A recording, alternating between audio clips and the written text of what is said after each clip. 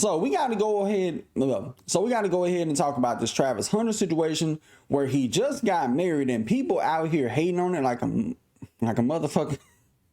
So we got to go ahead and talk about this whole situation involving Travis Hunter getting married, and people are out here hating on it like crazy. People out here making fun of his dance moves, even though he just got married. It's the happiest moment in his life. But the biggest point of this video is people really running with the narrative that he didn't sign a prenup. Actually smart and responsible, unlike Travis. Okay, so let's look at some stats. NFL divorce rates are about 80%. That is 8 out of 10 NFL players. 78% of NFL players go broke within 2 years of retirement. Even though she said 80% of NFL marriages do end in divorce, there's plenty of other marriages that, still are ongoing. Matthew Stafford is still married. Drew Brees, even after retirement, not only does he have his money, he's still married. Aaron Rodgers, last I checked, is still married. Matt Ryan is still married. He's been out the league for some time now. There's plenty of quarterbacks you can point to that is still married, that's been out of the league. The reason why some NFL players end up going broke is because they blow through the money. And besides, that's not to account for the NFL players that gets opportunities post NFL career. Like somebody like RG3, who used to work at ESPN for years before he ended up doing his own thing eventually. Ryan Clark, who's also happily married, been out the league for a very long time at this point, but has become an NFL analyst and has built up his own platform. And you even look to other people like Chad Ochocinco and Shannon Sharp, who do the show Nightcap, and they've both been out the league for a very long time, and they haven't really lost a lick of money. The point being, there's a lot of NFL players that have big opportunities after they retire. So when they retire, they can easily get a deal with Fox Sports, ESPN, do a commentary deal. Like, look at Tom Brady. He's getting paid $300 million by Fox. And I know people could say, well, that might be the exception to the rule because it's Tom Brady.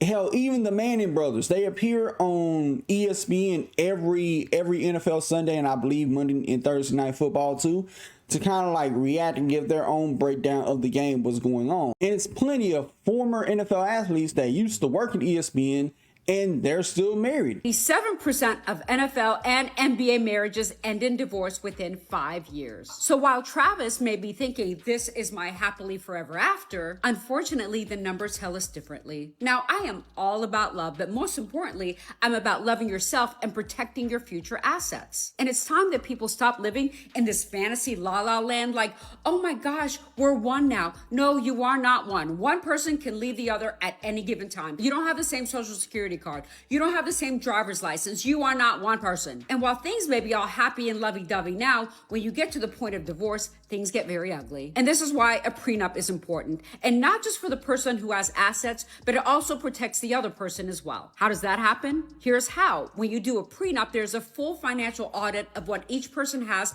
and what each person doesn't have. And the two of them get to decide how assets will be distributed upon divorce. And that's actually very smart, because if you don't have a prenup, you leave that decision up to a judge who may be fair or unfair one way or the other. And if the other person does not want to sign a prenup, then that is a huge red flag, and you need to move on to another relationship. Even though those divorces may happen after a span of 5 years, there's a lot of current and former athletes that's been together for years and years and years that succeeded 10 plus years. And I know some people could end up looking at these stats and be like, oh my God, why would I want to get married when I hear an 80% divorce rate if I'm an up and coming NFL athlete? It don't mean you shouldn't get married. Because there's people who get married like way before they even get drafted. Some of them get married when they're in college still, and they haven't even really gotten to the point where they've, made it to the NFL yet. As far as prenups go, I can kind of see both sides why somebody would want to sign one and why somebody wouldn't want to sign one.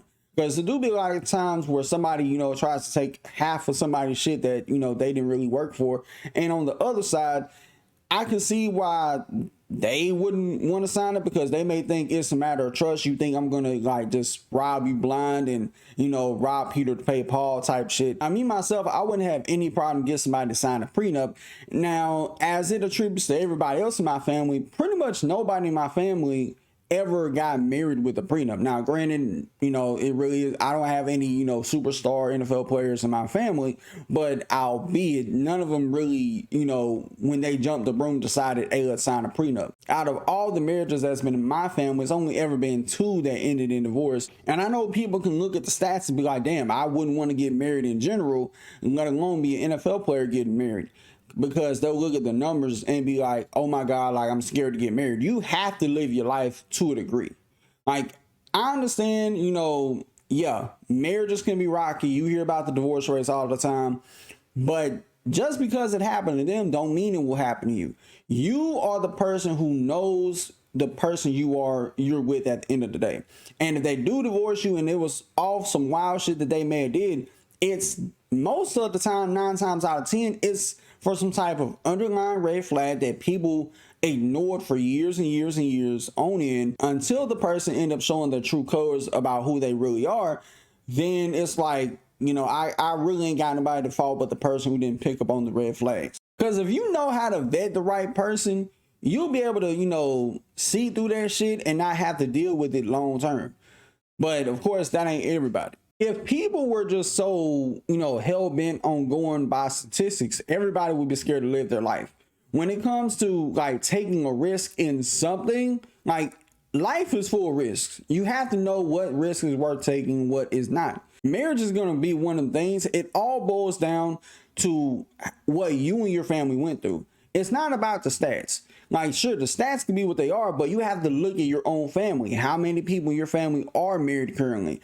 Like, was your mom and dad ever married? Were your grandparents married? Were you always raised in a 2-parent household like I was? If you've seen a bunch of people married in your family with little to no issues, then what would stop you from getting married? You would see the stats and recognize what they are. But if you grew up in a 2-parent household and seen everybody around you, cousins, aunts, uncles, all get married, then why wouldn't you want to get married? If you know what a marriage looks like, you would want to get married, a good marriage at that, or at least what you see. Statistically speaking, there's a chance you could die going skydiving, even though I'd never go skydiving. You know, I don't care how safe it is. There's a chance you could die on an airplane. You could die in a car crash, whether if it's you going to college to get a degree, whether if it's flying on a plane, driving in a car. There's a chance, there's a risk behind you ending up in a car crash, especially like if you're at a certain age. But that don't necessarily mean that you're going to stop driving, not fly a plane. At the end of the day, it really all boils down to what you've seen at home, and more so less about statistics. You can, you know, look at the stats and, you know, let them be what they are. With that being said, y'all let me know what you think about this in the comments below. Till next time, I'll see y'all in the next video. Peace.